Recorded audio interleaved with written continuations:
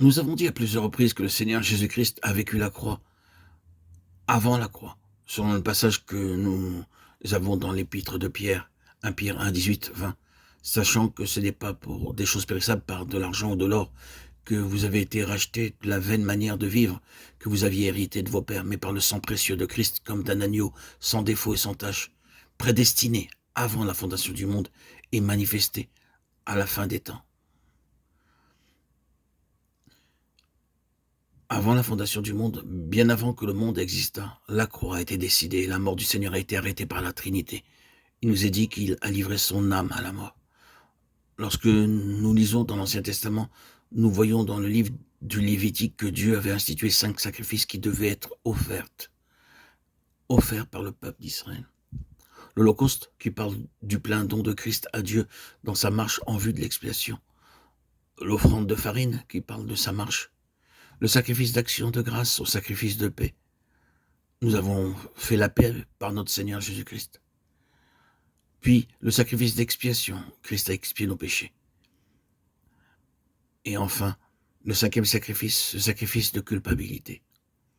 En relation avec 1 Jean 1,9, si nous confessons nos péchés, il est fidèle et juste pour nous pardonner et nous purifier de toute iniquité.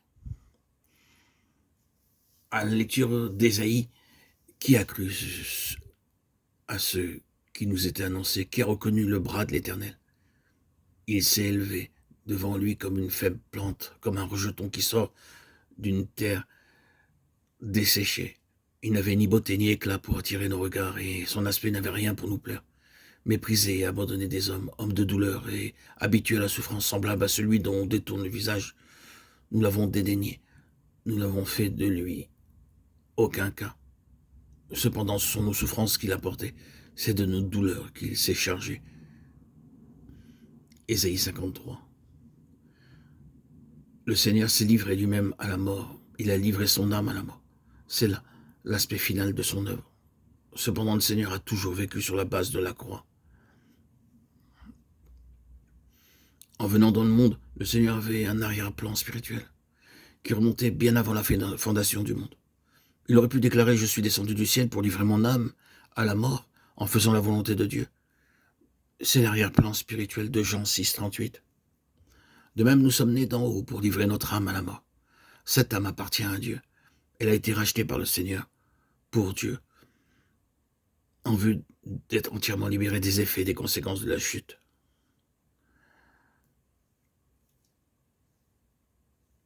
Bien que sauvés et nés de nouveau, rappelons-nous que nous sommes encore prisonniers de nous-mêmes. Le salut comprend la libération de notre âme, du moi. C'est la vraie signification du salut. Ce sont nos souffrances qu'il a portées. C'est de nos douleurs qu'il s'est chargé. Et nous l'avons considéré comme puni, frappé de Dieu et humilié. Mais il était blessé pour nos péchés, brisé pour nos iniquités. Le châtiment qui nous donne la paix est tombé sur lui. Et c'est par ses meurtrissures que nous sommes guéris. Nous étions tous errants comme des brebis, chacun suivait sa propre voie, et l'Éternel a fait retomber sur lui l'iniquité de nous tous. Il a été maltraité et opprimé, et il n'a point ouvert la bouche, semblable à un agneau qu'on mène à la boucherie, une brebis muette devant ceux qui l'attendent. Il a été enlevé par l'angoisse, enlevé à l'angoisse et le châtiment. Et parmi ceux de sa génération qui a cru qu'il était retranché de la terre des vivants et frappé pour les péchés de mon peuple, on a mis son sépulcre parmi les méchants, son tombeau avec le riche. Quoiqu'il n'eût point commis de violence, et qu'il n'eût point eu de fraude dans sa bouche. Il a plu à l'Éternel de le briser par la souffrance.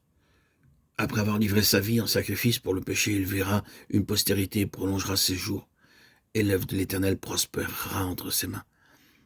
À cause du travail de son âme, il rassasiera ses regards.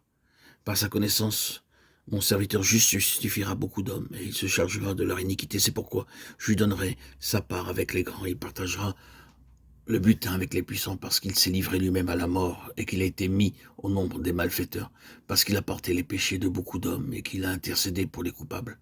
Ésaïe 53.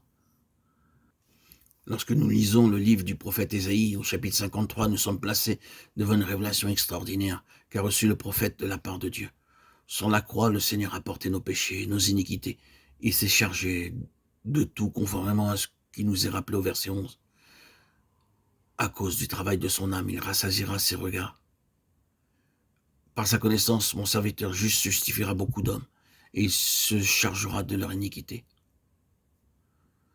Avant que ce sacrifice ne soit consommé pendant ces 3 ans et demi, le Seigneur était au cœur d'un conflit constant durant lequel il n'a jamais cédé. Oh, combien l'ennemi aurait voulu qu'il cède un peu. Sait-on vraiment de quoi il s'agit lorsque nous parlons de conflit spirituel? Est-ce le fruit de notre imagination? Ou cela se limite-t-il simplement à ce que nous avons lu? Ce n'est que dans la mesure où nous vivons la croix que le conflit spirituel devient une réalité. La croix nous introduit dans ce conflit, mais sans la croix, nous ne connaîtrons jamais ce conflit.